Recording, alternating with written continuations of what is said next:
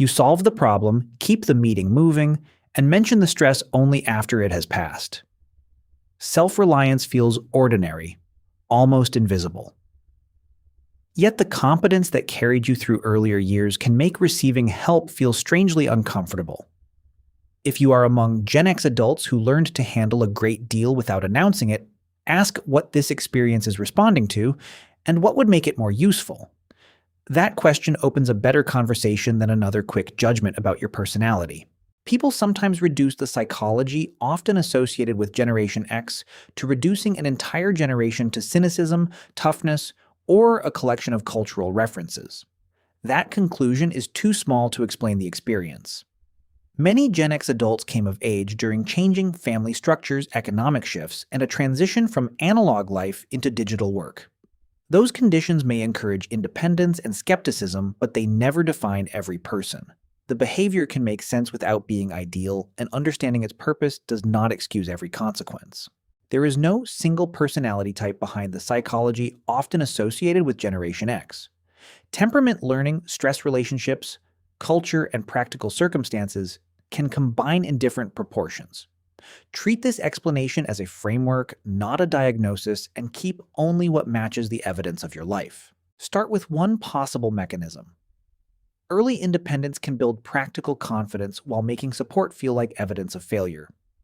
Hold this first explanation lightly and compare it with what your body choices and energy actually do. Compare this first clue across several situations before deciding what it means. Watch how that looks in a workday. You learn a new platform after privately complaining that the previous one worked perfectly well. In the first scene, the need beneath the behavior matters more than how the behavior looks from outside. Read the first scene through need timing and aftermath rather than appearance. A second layer is easy to miss. Skepticism toward institutions and marketing may protect judgment but harden into reflexive distrust. The second explanation becomes useful only when the same conditions repeatedly produce a similar response. Use the second clue only if it predicts more than one response. The experience becomes clearer in private. A crisis arrives and everyone calls you because you are known as the person who handles things. The private scene reveals whether the response brings genuine recovery or merely delays discomfort. Use the private example to compare real recovery with delayed discomfort. The third piece concerns attention. Moving from analog systems to digital workplaces often creates adaptability that receives little recognition. For the third explanation, distinguish what you observed from the meaning you assigned afterward. Keep observation and interpretation separate while testing the third clue. Social situations add another clue. You give younger colleagues room to experiment, but dislike having ordinary competence turned into content. The social scene shows what happens when belonging, visibility, or another person's expectations enter the equation. Let the social example reveal the extra weight of belonging and visibility. Another part appears under pressure. A preference for direct communication can collide with environments built around constant updates and personal branding. This fourth possibility matters most when pressure changes the intensity, timing, or cost of the response. Pressure is the comparison point for the fourth clue. Now place the same response inside a stressful week. A friend asks how you are and receives a joke because the honest answer feels too large for the moment. The stressful week example separates a stable preference from a temporary response to depleted capacity. Use the stressful example to check whether depleted capacity changes the response.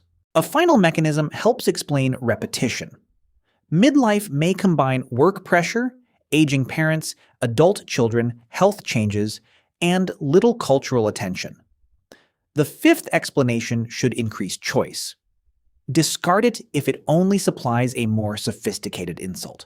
A useful fifth clue creates options instead of another fixed identity. One final scene separates a trait from a trap. You delegate one responsibility and discover that dependability does not require being the only person involved. The final scene asks whether the behavior remains flexible when circumstances, energy, or relationships change. Let the final example test whether choice remains available as circumstances change. To make the Gen X self-reliance pattern more precise, compare three conditions: a rested day, a depleted day, and a day spent with people who feel safe. Notice whether the response changes in speed, intensity, or cost. If it shifts with context, the context belongs in the explanation. That comparison prevents one difficult moment from becoming a permanent identity. Look for a counterexample to Gen X self-reliance as carefully as you look for confirmation. Remember a time when the usual response did not happen, happened less strongly, or ended sooner. Ask what was different about preparation, energy environment, expectations, and support. A counterexample reveals the conditions that make greater choice possible. The hidden cost of Gen X self-reliance deserves equal honesty. Self-reliance becomes expensive when it hides overload blocks, intimacy, or leaves competent people carrying responsibilities that should be shared. Preserve whatever the response protects, connects, restores, or clarifies. Change the portion. Reducing freedom, straining trust, or moving you farther from what you value. Start by observing the pattern. Notice where self-reliance is a strength and where it has become an automatic refusal of support. A second step is practical. Ask for one specific form of help instead of waiting until the entire system collapses. Third, make the change specific. Explain communication preferences directly rather than assuming other generations should infer them. Fourth, make the new response repeatable. Protect offline time without treating every new tool or norm as inherently shallow. Fifth, use support carefully. Share experience through context and mentorship, not through comparisons designed to prove who had it harder. Sixth, review what actually happened. Build relationships where humor can coexist with honest language about stress, grief, and uncertainty. Finally, know when more support is needed. Update the definition of competence to include delegation, recovery, and receiving care. Generation labels describe broad historical conditions, not fixed psychological profiles.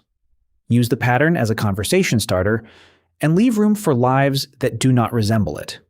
Flexibility means choosing among several responses instead of being pushed into one move.